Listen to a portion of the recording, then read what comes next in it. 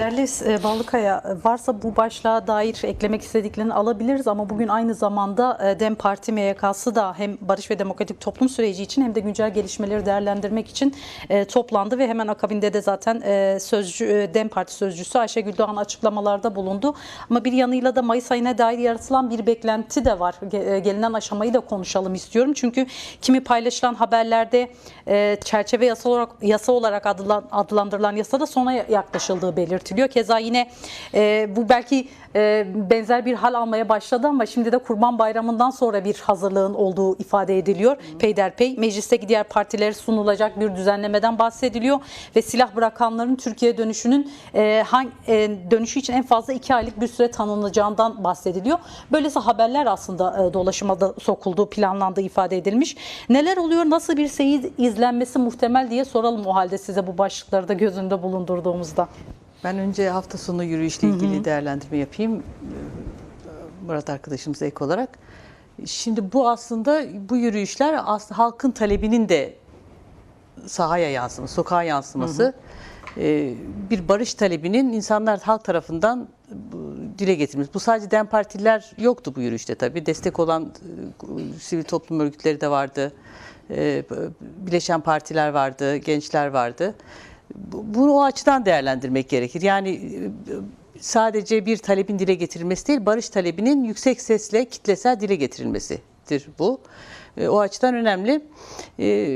İkinci manası da şu, barış talebi sadece işte iktidarla İmralı arasında yapılan görüşmeler, yer partiler arasında görüşmelerden ibaret değil. Bu insanların, özellikle Kürtlerin, Kürt halkının bu işi sahiplendiği ve bunun çözüme ulaştırılması için iradesini ortaya koyduğunun göstergesi olması açısından önemli. Talepler çok başlık içerisinde ifade edilmemiş olsa da somut olarak dil, kültür konusundaki haklar, demokratik haklar, Abdullah Öcalan'la müzakere sürecinin yürütülmesi konusunda atılması gereken adımların atılması talepleri, kayyumlar dahil olmak üzere bununla ilişkin düzenlemelerin yapılması ve bu barış sürecinin gerektirdiği yasal düzenlemenin yapılması başlıklarında şekillendi. Dolayısıyla bir bakış açısının bu sokağa yansıması olarak önemlidir. Müdahaleler şeyle uyuşmuyor gerçekten. Bu sürecin ruhuyla uyuşmuyor. Yani atılan sloganlar, taşınan pankartlar gerçekten mevcut durumu yansıtan sloganlar ve pankartlar. Buna rağmen buna müdahale edilmesi gerçeğin ortadan kaldırılmasını sağlayabilecek bir şey değil. Yani Abdullah Öcalan'la ilgili açılan pankartların müdahale konusu yapılması sürece uygun bir durum değil gerçekte. Reale de uygun değil. Realde insanların sahiplendiği, hatta bugün Devlet Bahçeli'nin söylediği koordinatörlük görevini üstlensin, Kürt halk önderi olarak üstlensin demesi de zaten bu perspektifi ortaya koyan, ona uygun bir ifade. Dolayısıyla bu sürece uygun değil, onu söylemek istiyorum öncelikle. İkinci olarak da bugün Ayşegül Doğan tarafından MYK ile ilgili yapılan açıklamalar aslında çok uzun zamandır partinin dile getirdiği, somutlaşmamış, bir türlü somut pratiğe yansımamış sorunların yeniden dile getirilmesi, taleplerin yeniden dile getirilmesi niteliğinde. Gerçekte mecliste şu ana kadar yapılan çalışmalarda komisyon kurulması, komisyonun hazırladığı rapor, partinin bizim taleplerimiz iletildi gerçekte, yasal taleplerimiz vesaire. Yapılan görüşmelerde dile getirilen talepler, bunların her biri geçen bayramda da vardı. Bir sonraki bayrama denmişti.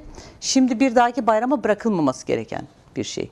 Çünkü somut olarak ilerlemiş yeni bir aşamaya geçilmiş bir durum söz konusu. Hem PKK'nın kendi nefesi, hem silahların sembolik de olsa yakılması süreci yeni bir aşamaya geçildiğinin ifadesidir zaten. Toplumsal olarak barışa ihtiyaç hiç olmadığı kadar yüksek bir şekilde şu anda herkes tarafından dile getirilen bir noktada. Bir an önce yasal düzenlemenin yapılması konusundaki talebimizin bugün dile getirilmesi de söz konusu. Meclisten beklentiler var doğal olarak. Numan Kurtulmuş'un meclis başkanı olarak yapması gereken bir çağrı, partilere olan çağrı. İmralı'da yapılması gereken görüşmeler var. Bunun durdurulduğuna ilişkin bir süredir zaten başta da söylendi Murat arkadaşımız tarafından. Bunun açılması gerekiyor. Konuşmanın devamında gerçi değerlendireceğiz sürecin gidişine ilişkin ama Bu adımların ertelenmesi demek aslında toplumun beklentilerinin de engellenmesine, frenlenmesine ilişkin bir sonuç yaratmak niteliğinde olabilir ya da böyle bir etkiye sahip olabilir. Bu hassas bir nokta. Kimsenin bunu yapmaya aslında gerçekte hakkı olmamalı. Sever Dallıkaya'ya da söz vermek istiyorum. Belki eklemek istediğin ya da ifade etmek istediğin kısımları vardır ama ben şu hatırlatmayı da yapayım ki Masada Ocak'ta vurgusunu yaptı. Kayıp ve faili meçhullerin aslında durumuna dair. Ülkede 17 bin kayıp ve faili meçhul varken Adalet Bakanı Akın Gürley'in yapmış olduğu faili meçhul cinayetlere ilişkin 638 dosyanın inceleneceği yönünde bir açıklaması vardı ki bu tartışmalara da neden olmuştu. Bir kere faili meçhul dosyaların hangi kriterlere göre, neye göre belirleneceği de bir merak konusu. Bu da tepkilere neden olmuştu ki biz aslında bunları konuşurken Kerboran Cidem davasının da zaman aşımıyla düşürüldüğüne tanıklık ettik ki onun gibi yüzlerce dosya önümüzde duruyor. Belki bir hukukçu olarak da bu kısmıyla da devam etmek istersiniz. Çünkü birbirleri çelişen ve tepkilerine neden olan bu durum aynı zamanda sürecin ruhuna da ters düşen bir yerde de duruyor. 638 dosyanın kimin dosyaları onu bilmiyoruz, tabii açıklanmadı ama mevcut durum karşısında yani çok bir rakam, gayri ciddi bir rakam diyeyim buna ben. Şimdi kayıp meselesi zorla kaybettirme bu tabii. Kayıp derken herhangi bir şekilde kaybolmuş insanlar değil bu. Aslında devlet kuvvetleri tarafından ya gözaltına alınmış, yasal veya yasa dışı şekilde gözaltına alınmış. Sonuçta işkenceyle, başka yöntemle öldürülmüş ya da bu şekilde kaybedilmiş insanlar. Dolayısıyla devletin taraf olduğu bir şey bu. Zaten tanımı da böyle. Birleşmiş Milletler'in tanımı böyle. Birleşmiş Milletler'in devlete yüklediği yükümlülükler bu nedenle var. Sözleşmeler bu nedenle var. Yani devletlere sen bu kayıp vakalarını önlemelisin diyor Birleşmiş Milletler. Türkiye ne yazık ki hala sözleşmeyi de imzalamış taraf olmuş değil. Şimdi dolayısıyla aslında buradaki mesele devletin aynı zamanda kendi geçmişiyle yüzleşmesi. O geçmişi terk ettiğini, o geçmişte uygulanan fiillerin, suçların bundan sonra işlenmeyeceğini, bunların faillerin cezalandırılmayacağını açıklaması demek.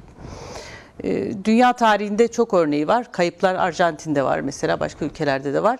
Ama bunlarla onlarda bir yüzleşme olduysa da, bir yargılama süreci olduysa da Türkiye'de henüz bu konuda bir şey olmadı. Ben mesela herkese Dar Geçit belgeselini izlemeyi öneriyorum. Yani 2 tane küçük çocuk, 14-15 yaşında 2 kardeş nasıl gözaltına aldılar, nasıl kaybedildiler, güvenlik görevlileri bunlar. Herkesin izlemesi gerekir, izletmesi gerekir. O zaman bu kayıp gerçeğinin ne olduğu anlaşılır. Sabahattin Ali'nin kaybından başlayan bir süreç olduğunu düşünürsek bunu, gerçekten binlerce insanımız kayıp.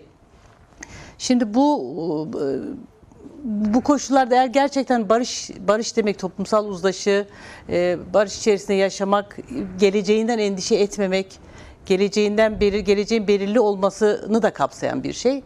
Dolayısıyla bu onun önünde önemli bir engeldir, çözülmesi gereken bir şeydir. Güvenlik kuvvetlerini devlet ortaya çıkarmalıdır. Gerçekte çoğu JITEM döneminde işlenen suçlar bunlar. Çok sayıda avukat var, iş adamı var, doktorlar var. Tanıdığımız, bildiğimiz arkadaşlarımız bunlar, müvekkillerimiz.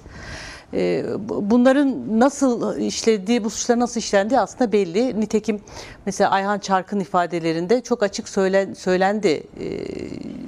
Alıp nereden götürüp nasıl kaybettirdiklerini, nereye gömdüklerini çok açık söyledi. Fakat buna rağmen bu dosyada açılmadı. Dolayısıyla sürece uygun olsun olmasın, bu süreç olsun olmasın, kayıp olayı bir ülke tarihinin en dramatik insan hakları ihlalidir gerçekte. Bunun çözümlenmesi gerekir. Ben Profesör Doktor Ümit Biçer'in bir sözü var kayıplarla ilgili. Şöyle diyor: zaman durur, saat durur kayıp için. Bir anda durur saat ve o işlemez bir daha. Bir mezara kavuşmak dolayısıyla çok önemli kayıp yakın açısından. Bütün bunları bize görmemizi sağlayan Emine anne, Masada Ocak'ın annesi, bütün bu mücadeleyi sürdüren ve şöyle bir önemi de var. Aslında hepimizin durduğu, belki mücadele etmekten anlık olarak çekindiği dönemlerde bile Emine anne o meşaleyi hiç bırakmadı. Ya bir mücadelenin simgesi oldu. Bugün dolayısıyla bu çok önemli bir şey. Kaybedilenler önemli.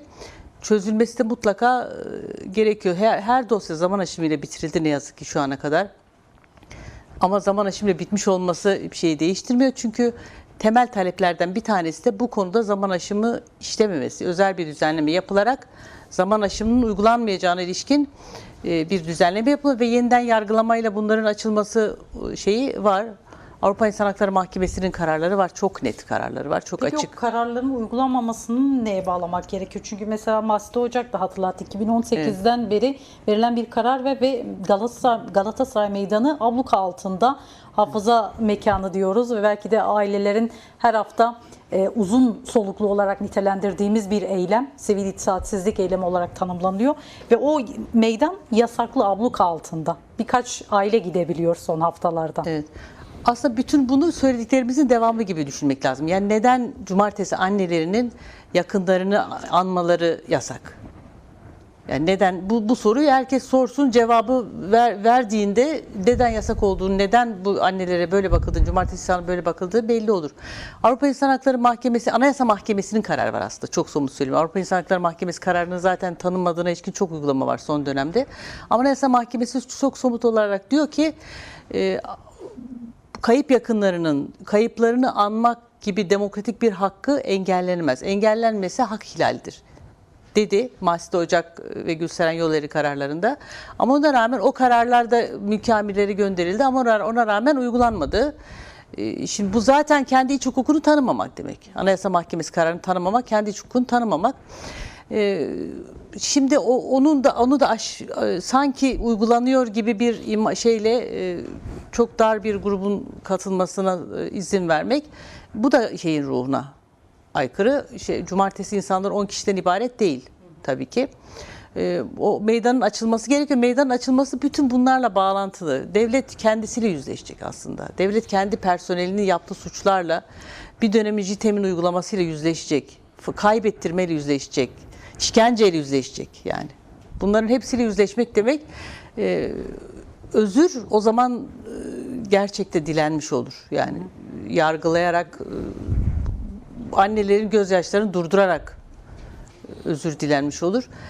Bu ülke tarihinin en önemli meselelerinden bir tanesi budur. Bu çözülmezse bir daha kayıp olmayacağını da bilemeyiz üstelik de. Yani geleceğe güvenli bakmak istiyorsak bir daha kayıp olmayacağını bilebilmemiz gerekir. Herkesin bilebilmesi, güvenmesi gerekir. Bu durdukça maalesef o güven olmaz. Belki de bugün en dikkat çeken kısmıyla devam etmekte fayda var. Devlet Bahçeli'nin yaptığı son açıklama sürece dair. Biz aslında her ikinize de sormak istiyorum aslında. Çünkü belki de üzerinde konuşulacağı farklı noktalar olacaktır. Ki önümüzdeki günlerde de bu sıkça tartışılacağı benziyor. Ki aslında Kürt Halk Önderi Abdullah Öcalan'ın statüsünün belirlenmesi, yine yasal düzenlemelerin yapılması ilk günkü tartışmalardan bir tanesini oluşturuyor ve Devlet Bahçeli'nin bu konuda yaptığı açıklamalar peyderpey de aslında buna paralel giden belki de açıklamalar. En sonki öneri işte neydi? Barış süreci ve siyasallaşma koordinatörlüğü önerisiydi. Ve bugün verdiği bir gazete röportajında da daha farklı bir noktaya değindiğini gördük. Aslında belki de siyasilerin sıklıkla ifade ettiği kısımları belki de açma fırsatı bulduğu için biz belki konuşuyor olacağız ama sürece ilişkin yeni bir hamleye ihtiyaç olduğunu belirtiyor. Ama bir yanıyla da kendisinin belirlediği bir 7 başlıktan oluşan bir yol haritası açıkladı. Ve belki de en dikkat çeken kısımlardan bir tanesi de belki cümleyi de alıntılamakta fayda var. Başlık açtığı kısımlar vardı ama örgüt üzerindeki Kürt Halk Önderi Abdullah Öcalan statüsüne dair ne diyor? Örgüt üzerindeki etkinliğin sürdürebileceği bir yapı inşa edilmesi gerektiği üzerindeki cümlesi. Belki de bu cümleyi açmakta fayda var. Doğru temelde iletişim kurabileceği mekanizmaların oluşturulması sıklıkla ifade edilen kısmı ki keza bunun zemini için hızla adım atılması gereken kısmı da ifade edilen bir diğeri. Belki uzatmış olacağım ama açmak açısından ve tartışmayı doğru temelde yürütmek açısından biraz bazı kısımlarına değinmekte fayda var. Bir kere Bahçeli'nin açıklamaları bireysel açıklamaların yanı sıra aslında bir yanıyla da süreci de 2 yıllık bir süreçten bahsediyoruz değil mi? Hem siyasal bir analizi hem bir şeyi ortaya koyması açısından da kapsamlı. İlk defa bu kadar kapsamlı bir röportaj veriyor ve belki de sürecin neden başarıya ulaştırılması gerektiği üzerine tırnak içerisinde kendi cephesine, kendi kamuoyuna, kendi medyaları aracılığıyla bu kadar kapsamlı bir değerlendirme yaptığını gördük değil mi? Daha önce işte grup toplantılarında kısmi açıklamalar yapıyordu. Bu kadar kapsamlı bir açıklamayı ilk defa görmüş olduk. Siz nasıl yorumlarsınız aslında bu başlıklar, başlık da açabiliriz kapsamlı bir şekilde ya da aslında üzerinde belki de benim vurgu yaptığım kısımlarıyla da devam edebiliriz. Hanginiz başlamak istersiniz? Sağ olun. Buyurun. Tamam. Şimdi aslında bence konuşmasının içerisinde en dikkat çekici şey benim gördüğüm. Şimdi diyor ki terörsüz Türkiye olarak tabir etmiş kendisi. Biz öyle demiyoruz. Hedefinin yalnızca güvenlik politikası olmadığını söylemiş. Aynı zamanda diyor ki demokratik, ekonomik, sosyal ve kültürel alanları da kapsayan bütüncül bir dönüşüm hamlesi olarak ele alınmalıdır diyor. Bence şimdiye kadarki açıklamalar içerisinde ilk defa bu şekilde ifade ettiği en ayrıksı cümle bu. Şu ana kadar sadece terör olgusu, terörün bitirilmesi, silahlar bırakılırsa bu iş çözülecek gibi bir algıyla giden bir süreçte bunun bu kez öyle olmadığını söylüyor. Sadece terör demek değildir diyor. Demokrasi, demokratik, sosyal, kültürel alanları ekonomik alanda kapsayan topyekün bir şeydir diyor. Bu açıdan önemli bir şey bu. Şimdi bütün aslında Devlet Bahçeli'nin ilk bu sürecin başlaması da yine Devlet Bahçeli'nin gelsin mecliste açıklama yapsın diye bir beyanıyla başlamıştı. Son süreçte de Kürt halk önderi Abdullah Öcalan'ın konumunu kabul eden, bunu tanımlayan ve bunun reel olarak sorunu çözebilecek tek irade olduğunu söyleyen bir açıklama yapıyor öz itibariyle aslında. Bütün cümleler ne olursa olsun öz itibariyle diyor ki bu sorunu çözebilecek güç budur. Bunun çözebilmesi için de kendi cümleleriyle söylemiş bunu. Bunun çözebilmesi için de gereken olanaklar sağlanmalı ve bu süreç yürütülmelidir demiş bence. Bütünlüklü hamlenin itibariyle yürümesi açısından da. Önerdiği yöntemlere baktığımızda da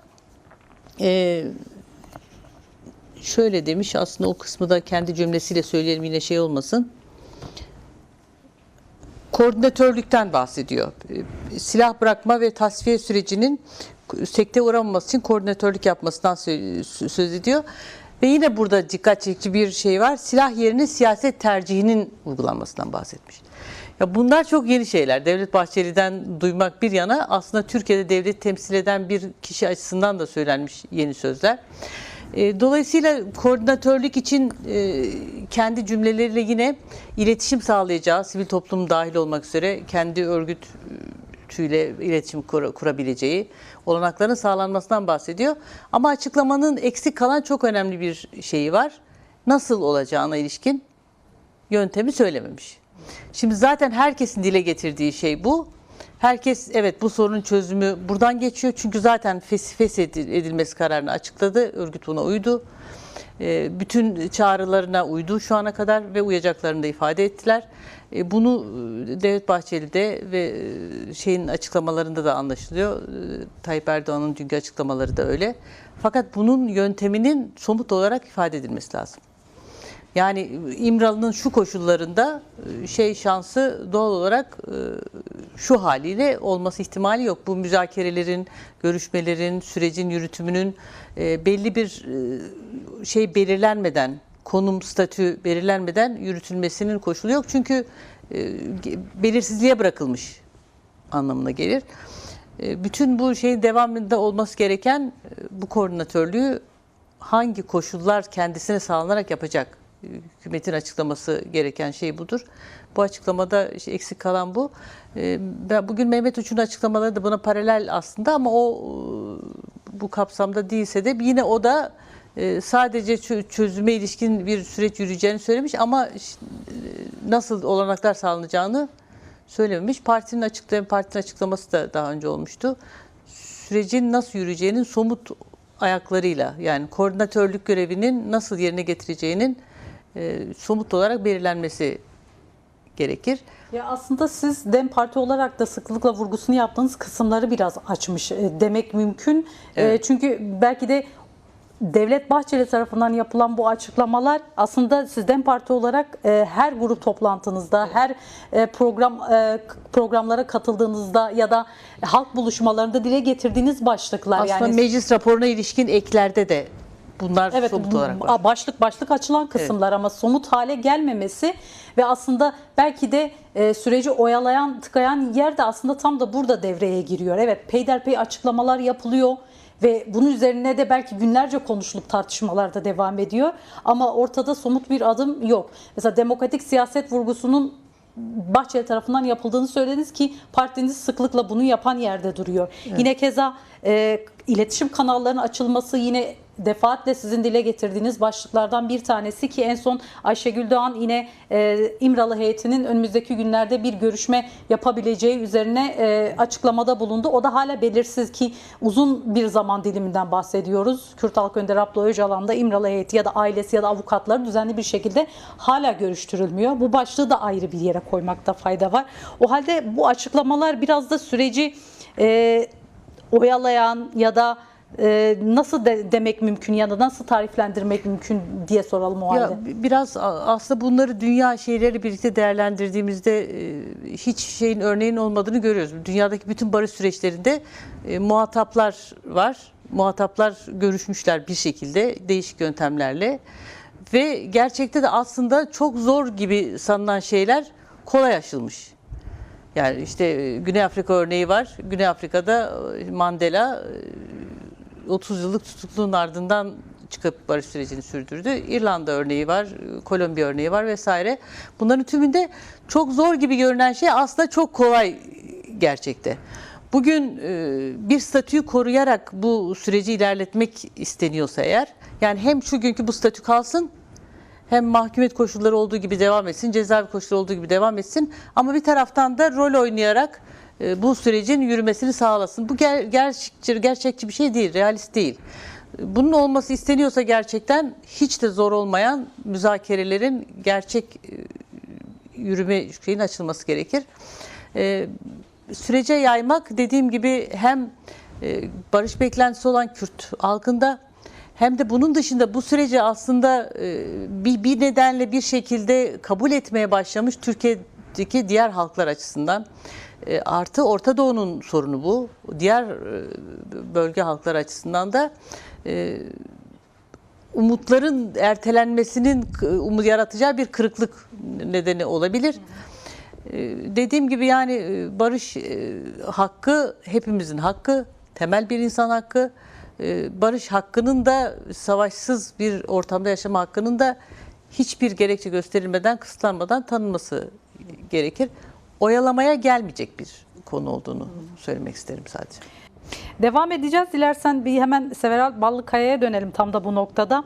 Üzerine yorum yaptığı Hasan Kılıç'ın aslında önemli başlıklar. Biz hani tartışırken biraz aslında iktidarın bekası mı, devletin bekası mı derken aslında bugün gelinen süreci de göz önünde bulundurduğumuzda neden böyle bir tanımlamayı yapıyoruz ya da soruyu soruyoruzu biraz açma fırsatı buldu kendisi ama önce yasa mı tespit mi ikilemi de var aynı zamanda değil mi? Sıklıkla evet. bu ikileme de düşen açıklamalar geliyor peyderpey. Sürecin eş zamanlı yürütülebileceği yeni bir formülün olduğu belirtiliyor. Kimi kulis haberleri ve spekülatif bilgiler de dolaşıyor sıklıkla bunu da görüyoruz. İşte MİT raporunun hazırlandığı üzerine işte raporun 10 gün içerisinde açıklanacağı işte partilere bu minvalde bilgilendirmeler yapılacağı sıklıkla belirtiliyor ama belki de bu süreçte yasal güvencelerden biri olarak nitelendirilen hangi başlık var? Demokratik siyaset önündeki engellerin kaldırılıp kaldırılmayacağı kısmı değil mi? Biraz aslında merak edilen kısmı bu. Bu konuda atılacak adımlar formül oldukça açık değil mi? Bir hukukçu olarak bunu nasıl tariflendirmek gerekir? Bu ikilemden çıkmanın yolu. Çünkü geçiş hukukundan bahsediliyor ama o geçiş hukuku nasıl sağlanacak? Bugün bilmiyorum takip etmişsinizdir. Kongregel eş başkan Remzi Kartal da bir açıklama yapıyor, söyleşide bulunuyor. Yasayı da mı kandil çıkarsın diye soruyor aslında. Tam da buradan devam etmekte fayda var. Ya aslında sürece nasıl isim verildiğiyle ilgili bütün bu şey, içeriği de belirleyen bu. Yani sadece silah bırakma, çatışma çözümü müdür süreç? Yoksa bu çatışma çözümüyle birlikte barışa kapı aralamak mıdır? Gerçekte aslında mesele bu. Devletin bekası ile ise hala geçerli olan iktidar bekası ya da devletin bekası, bu soruna gerçekten beka sorunundan yaklaşıldığında iki beka arasında da olsa Hem bu beka hem güvenlik sorunu olarak değil mi? yaklaştığında beklenen sonuca varması ve barışı inşa edilmesinin zor olacağını söylemek isterim. Ama gerçekten beka sorununu bir tarafa bırakıp bu sorunu beka sorunu olarak görmeyip barışı inşa etme sorunu olarak görülürse o zaman adımların farklı olacağını görmek gerekir. Aslında Devlet Bahçeli'nin açıklamasında da buna şöyle bir şey yapıyor, kapı aralıyor. Silahların bırakılması değil sadece bu diyor. Meşru siyasete zemin hazırlanması aynı zamanda dediği bu kısmı gerçekten önemli. Bundan sonra ya siyaset mi olacak, silahlar mı olacak diyor. Bu beka sorundan başka bir sorun aslında. Yani devlet artık güvenlik siyasetini bir tarafa bırakmışsa gerçekte kendi güvenliğiyle ilgili bir sorun olduğunda düşünmüyor. Bu mevcut durum itibariyle. Mevcut durum itibariyle güvenlik sorununun bir yana bırakılmış olduğunu tespit etmiş gerçekte. Bundan sonraki adımların ne olacağına karar vermiş ya da buna ilişkin yol açılmasını söylüyor. Bunun için önerileri de var. Belki birkaç tane üzerinden konuşursak olabilir. İmralı ile ilgili tartışmalarında iki tane kritik nokta var. Bir tanesi, eğer gerçekten bu sürecin düzgün yürümesi konusunda bir şey varsa sadece devletin belirleyeceği kişilerle görüşmek gibi bir alternatif söz konusu olamaz. Bu böyle bir cümleden bahsediliyor. Öcalan'ın kendi örgütüyle ve bileşenlerinden bahsediyor. Bileşenleri olarak kimden bahsettiğini tabii bilemeyeceğiz. Bileşenlerinin de bu sürece dahil olmasından söz etmiş. Dolayısıyla sınırlanmamış bir görüşme süreci olması lazım. İkincisi de şimdi silahların bırakılmasından sonra meşru siyasete adım atılmasının bildiğimiz bir tane yolu var. İnsanların siyasete atılmasını sağlayacak yasal koşulların oluşturulması. Tabii hukuk, Hasan Bey'in söylediği gibi sadece yazılı normatif kurallardan ibaret değil. Aynı zamanda meşru ve yazılı olmayan kuralları da içeren bir bütün hukuk. Tarafların bir siyaset yapmasını da sağlayacak bütün bu mekanizmaların olduğu bir kurul. Dolayısıyla bu hukukun oluşması gerekiyor. Yani siyasetin, silahların tamamen devreden çıkması için anayasal haklar da dahil olmak üzere bugün cezaevinde bulunan 30 yılını doldurmuş Murat arkadaşımız ifade ettiği ama bunun dışında şu anda siyasete katılmayıp belki silahlı şeyin içerisinde olan şeylerin katılması, kişilerin, grupların katılmasının yolunun açılması lazım. Birincisi bu. İkincisi de şimdi bir şey önermiş. Yürütme ve yasama konusunda iki ayrı kurul önermiş. Bir yasamadan oluşan, meclisteki parlamentoda grubu bulunan partilerden oluşan bir şey. Bir de yürütmeden bahsediliyor. Ama kritik bir ayrım noktası var. Bence bu üzerinde tartışılması ve kabul edilmemiz gereken şeylerden bir tanesi. Nedir o? Terörle Mücadele Koordinasyon Merkezi'nin kurulmasından bahsediyor. Terörle Mücadele Koordinasyon Merkezi'nin bu yapılar arasında eşgüdüm sağlamasından bahsediyor. Yine aslında güvenliğe havale eden bir yöntem. Oysa onun yerine meclis bu yapıyı kendi içinden oluşturabilmelidir. Meclise bu inisiyatif tanınabilmelidir. Yani terörle mücadele gibi bir koordinasyon yürütmeye havale etmekten öte bir şeyi olması lazım. Remzi Kartal'ın ifade ettiği yasaları da mı kandil yapsın? Bu soru doğru. Ama şöyle de bir yanıt vermek lazım. Elbette onların da yasalar konusunda talep hakkı olmalıdır. Yani onların siyasete katılması için ne tür düzenlemeler olması gerekir konusunda önerileri olmalıdır. Bu önerilerin de alınabilmesi lazım. Her birimizin, partilerin önerileri alınabilmelidir. Yani cumartesi hanelerinin önerileri, talepleri alınabilmelidir. Kandil de dahil buna doğal olarak. Yasa yapmasa bile en azından nasıl olacağına dönük kendi görüş ya da öneri bu Elbette. anlamda şeyini Yani onları da sunabilmelidir. tatmin eden, onların da siyasete katılmasını sağlayacak bir şeyde talepte bulunmaları kadar normal bir şey olamaz. Çünkü çatışmanın ve bu sürecin taraflarından bir tanesi kabul edilsin, edilmesin. Realite budur. O noktada bence meclisin rolünü oynaması gerekir. koordinasyonun buna uygun olarak yapılmış olması gerekir. Ben bir şeyden daha bahsetmek istiyorum. Meşruiyetten söz etmiş Sayın Bahçeli açıklamaları, meşru siyasetten söz edilmiş. Ama işte İmralı görüşmelerinden söz ederken Kürtlerin lideri olarak değil bu diyor. Ya da bir şeyi kabul etmek anlamında ne demiş? Temsilcisi ya da etnik hakların savunucusu olarak kabul etmemekle birlikte diyor. Şimdi yani liderlik kabul edip etmemekle oluşan bir şey değil. Bu bir süreç meselesi. Gelen süreçte oluşan bir şey bu, misyon bu. Bundan sonrasında nasıl şekilleneceğini hayat belirleyecek, mücadele belirleyecek, siyasetin gidişatı belirleyecek. Ama bugünkü mevcut haliyle bu süreci çözecek adım var, belli. Devlet kurumlarının sıkı kontrolü dışında nesnel bir şey oluşması gerekir. Yani İmralı'ya gidiş gelişler konusunda devletin belirlediği kişiler ve lojistik destekle demiş. Şu anda durum öyle, evet, lojistik destek olmadan görüşme şansı yok.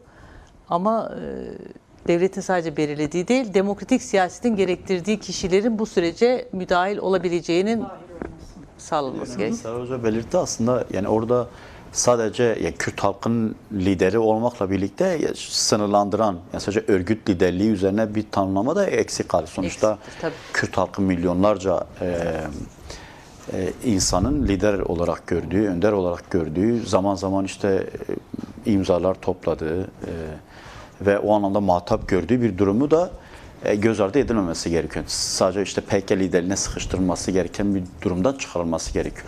Süreci de eksik bırakır da yani onu da. Evet, şöyle bir ek yapabiliriz belki. Şimdi bu 86 milyon bir nüfus bu ülkede var ve Orta Doğu'da başka halkları da ilgilendiren bir şey. Bu 86 milyon sadece Kürtlerden oluşmuyor ama bu talebi Kürtler dışındaki tüm halkların da barış ihtiyacı ve barış talebi var. Dolayısıyla bu perspektifin buradan da yürütülmesi gerekir. Yani bu sürece dahil olacak mekanizmanın içerisinde olması gereken tüm kurumların bu açıdan da olması gerekir tabii. Sizin var mı bu başlığa dair eklemek istedikleriniz? Çünkü muhalefetin önemi de bu süreçte sıklıkla tartışılan kısımları varsa o kısım varsa siz de ekleyebilirsiniz tabii. CHP'nin durduğu yer, işte yine yapılan operasyonlara karşı aslında verilen refleksler bir yana, işte barış yanlısı duruşu belki bazen bu tepkiye de neden oluyor. Neden bu kadar Kürtlerle yan yana durma hali sıklıkla eleştiri konusu varsa eklemek istediğiniz bu başlığa dair? Buyurun. Ya ben şöyle kısaca belirteyim aslında, yani CHP'nin şu an yaşamış olduğu özellikle belediye üzerine gelişen saldırıları, yani bunu aşmanın tek bir yolu var. Demokratik toplum sürecine dahil olmasıdır. Burası önemli. Yani CHP Türkiye'de hem kitlesel olarak hem parti boyutuyla önemli bir role sahip. Dolayısıyla rolünü gerçekten oynayabilmesi lazım. Yani o dar alana sıkışan ve savunma pozisyonundan çıkan bir politika izlemesi gerekiyor. Bu anlamda çok dar bir yaklaşım sergiliyor. Yani bu sürecin aslında zorlayan bir nokta olması gerekiyor. Biz halen CHP'den, evet, Hasan Kılıç da belirtti, şu önemli, yani bu anlamda sürece karşı olmaması önemli. Yani bu anlamda bir önceki sürece göre ciddi anlamda rahatlatan bir noktadadır. Ama bu yetmiyor. CHP'nin halen özellikle bu son 1,5-2 ayda tartışılan konulara dönük şuradan iktidara yüklenirse bile siz Türkiye'nin demokratikleşmesi, özellikle barış ve demokratik toplum süreci boyutuyla, kendi diliyle bile olsa bu süreci yani iktidarı zorlayan politikalar izlerse bu anlamda iktidarın adım atma süreci de hızlanır. Yani şunu bütünlüklü görmesi lazım. Yani sadece bu sorun kendisine gelişen saldırıların bir bütünen Türkiye'nin antidemokratik yasalarla yönetildiği ve bunu sadece kendisine değil, bir bütünen Türkiye halklarına, Türkiye toplumuna yapıldığı yaklaşımıyla bir politika izlerse bu anlamda başarılı da olur. İktidarı da zorlayan bir noktada olur. Ama halen işte belediyelere sıkışan ve biraz bireye sıkıştıran bir siyaset yürütüyor. Buradan çıkması gerekiyor. Yani siyasetini, politikasını daha çok toplumsallaştıran ve Türkiye'nin bütününe yayan bir dili artık kullanması gerekiyor. Zorlaması gerekiyor. Yani bu sürece gerçekten de CHP'nin ağırlığını koyması gerekiyor. Yani sadece mesela örneğin toplum neden sadece Devlet Bahçeli'den bu anlamda beklenti içerisinde? Neden Özgür Özel yarın grup toplantısına çıkıp bu sürecin ilerlemesi noktasındaki yaklaşımlarını bu anlamda atılması gereken adımları Türkiye'nin hem Kürt sorunu çözümünde hem de Türkiye'nin demokratikleşme sorunu noktasında yaklaşımını bu anlamda neden daha yüksek sesle dile getirmiyor? Bir şey tartışmasını yürüttük. İşte bu liderlik, önderlik meselesinde ya Kürt halk önderi Abdullah Öcalan'ın ortaya koymuş olduğu perspektif, paradigma sadece Kürtlere dönük değil. Açık ve net de söylüyor. Bütün Türkiye toplumuna, Türkiye halklarına, inançlarına, herkese diyor. CHP neden böyle bir politika izlemiyor ve CHP şunu görmesi gerekiyor. Yani içinde bu yaklaşım Türkiye'nin bir bütüne mal olan bir durumdur. Dolayısıyla burada bir siyaset üretmesi gerekiyor. Yani rol ve misyonunu oynaması gerekiyor. CHP şunu bile yapsa, iktidara şuradan yüklense, yani siz işte mecliste bir komisyon oluşturuldu. Bununla ilgili o komisyonun yasalaşması gereken durumlar vardı. Buna dönük bir yaklaşım sergilese bile iktidarı zorlayan bir noktada olur. Dolayısıyla CHP'nin yeterince rol ve misyonu oynadığını düşünmüyorum. Bu anlamda bir beklenti de olduğunu belirtebiliriz. Var mı eklemek istediğiniz? Ben de aslında aynı noktadan onlara katılıyorum ama bir iki ek yapmak istiyorum sadece. Ya barış süreçleri aslında zor gerçekte de ve cesur olmayı gerektiriyor. Yani çünkü karşıtında örgütlüyor bazen, kendi içinden karşıtını örgütlüyor bazen. Dolayısıyla cesur olması lazım. Barış mücadelesini yükselten kişi, kurum neyse yapıların cesur olması lazım. Şimdi Cumhuriyet Halk Partisi evet gerçekten de bu dönemde barışa destek ver. Daha doğrusu Kürt sorunun çözümü konusunda taraf olduğunu ve desteklediğini söyledi. Genel barış söylemi demeyelim aslında. Bu böyle bir tutum sergiledi. Fakat bence de bu şey yetersiz. Gerçekten şu anda Cumhuriyet Halk Partisi'nin yapması gereken bu süreci çok daha cesur adımlarla öne taşımayı sağlamak niteliğinde olmalı. Gerçekte de çünkü barış dediğimiz şey de bugün yaşadığımız sorunlar da yoksulluk, kadınların yaşadığı sorunlar, çocukların yaşadığı sorunlar var ve uyuşturucu vesaire yaşadığımız sorunların tamamı birbiriyle birleşik. Bunlar da Kürt sorunuyla birleşik. Dolayısıyla bu sorunların çözümü için büyük adımlar atılması gerekir. Yani Cumhuriyet Halk Partisi bence de cesur olmalı. Bu sorunu Devlet Bahçeli'den daha çok sahiplenebilmeli gerçekte. Tayyip Erdoğan'dan daha çok sahiplenebilmeli gerçekte. Onları zorlayabilmeli gerçekte. O zaman aslında göreceğiz ki Cumhuriyet Halk Partisi'nin karşı karşıya kaldığı tazyik de bu kadar güçlü olmayacak belki. Yani muhalefetin odağı olmayı düşünebilmesi lazım. Muhalefetin örgütlendiği bir mekanizm, mecra olduğunu düşünebilmesi lazım. Ya da bunu örgütlemesi lazım. Ne yazık ki ben de Cumhuriyet Halk Partisi'nin şu anda o pozisyonu yakalamadığını düşünüyorum. Şu anda günü kurtarmıyor gerçekte. Yani anlık bir şeye ilişkin protesto, gözaltı tutuklama ilişkin protesto ne baskıyı durdurabiliyor ne de günü kurtarabiliyor. Daha total bir mücadeleye ihtiyaç var. Cumhuriyet Halk Partisi orada yerini almalı. O zaman göreceğiz ki bu ona karşı, Cumhuriyet Halk Partisi'ne karşı de bu kadar kolay olmayacaktı. Belki. Bir de şöyle, yani sadece muhalefet CHP meselesinde sivil toplum örgütlerinin bu anlamda Elbette. yürüyen süreçte çok sessiz kaldığını da görebiliyoruz. Yani bu anlamda yeterince rol ve misyon oynamadı, barışı toplumsallaştırmada rol ve misyon oynayacak çok fazla kurum var. Ama bu konuda yani sadece şunun üzerine bile yürünse, Devlet Bahçeli'nin önermeleri üzerine ortaya koydukta bunların bu önermelerin hayata geçme, pratikleşmesi anlamda bile çok ciddi bir tazyik yürütülebilse, bir basınç oluşturulabilse aslında karşılık bulur. Bunu görmek gerekiyor ama bu konuda çok yeterince rol ve misyon oynamadığını düşünüyorum. Sivil toplum örgütlerine sadece siyasal alan muhalefet boyutuyla değil, sivil toplum örgütlerinin de bu anlamda yeterince rolünü oynamadığını tartışmak gerekiyor. Ona belki şöyle bir şey daha söyleyebiliriz. Yani gerçekten Cumhuriyet Halk Partisi özellikle bu konuda rolünü oynasa o süreci de açacak. Yani belki toplumsal bazı kaygılar varsa, işte bazı milliyetçi şeyler varsa da onları kıracak bir tutum aynı zamanda. Ben de gerçekten de sürece bir milliyetçi bakışla karşı çıkışın çok olmadığını düşünüyorum. Ya da bu kısım varsa da kısmen sessiz kalıyor.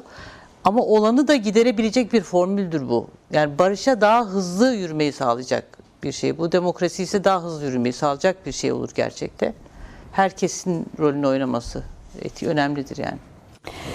stüdyo konuklarımıza son sözü verelim. Son 3 dakikamız, onu da geçmemek adına. Son vurguyu da o halde neyle yapalım? Demokratik toplumun siyaseti, demokratik siyasette vurgusu. Kürt Halk Önderi Abdullah Öcalan'ın üzerine basa basa ifade ettiği kısım. Aslında bu tüm konuştuğumuz başlıklar aşıldığında demokratik siyasetin önündeki engellerin de kaldırıldığı oranda bunu ne kadar mümkün olacağı ya da geçiş hukuku dediğimiz yasalar devreye girdiğinde bunun önünü nasıl açılacağını da sıklıkla konuşuyoruz. Belki bu vurguya dair kısaca özet geçen birkaç cümle alabiliriz. Çünkü yavaş yavaş artık kapanışı yapmamız gerekiyor. Buyurunuz. Yani insanlık tarihi, mücadele tarihi, bu süreç, barış süreci dediğimiz süreç nasıl evrilecekse evrilsin, bu mücadele devam edecek. Hasan Kılıç'ın söylediği gibi gerçekten de dünyada yeni bir paylaşım dönemi var. Bu paylaşım döneminin önümüzdeki süreçte nasıl bir yeniden sınırların oluşup oluşmayacağı, nasıl bir şekillenme getireceğini bilmiyoruz gerçekte. Ama mevcut hali itibariyle buradan halklar yararına olan şey, savaşsız bir şekilde bu mücadele ortamında halkların mücadelesini sürdürmesini sağlayacak bir yol bulmak. Bu açıdan bu süreç değerlidir ve Abdullah Öcalan tarafından açılmıştır. Bu sürecin şeyine uygun olarak da varması gereken sonuca uygun olarak da inşa etmek barışseverlerin yükümlülüğü, barış isteyenlerin yükümlülüğü. Dolayısıyla mücadelemiz her halükarda devam edecek. Bu çatışmalar, sınıf çatışmaları, savaşlar devam ettikçe de öyle. Bugünden yarına olan bir şey değil. Biz de bu algıyla, bu bakış açısıyla mücadeleyi böyle sürdüreceğiz. Bugün barışa hepimizin ihtiyacı var. Ama sömürüyü kaldırmak için, kadınların kurtuluşu için, Kürt halkının özgürlüğü için, tüm halkların özgürlüğü için barışa ihtiyacımız var.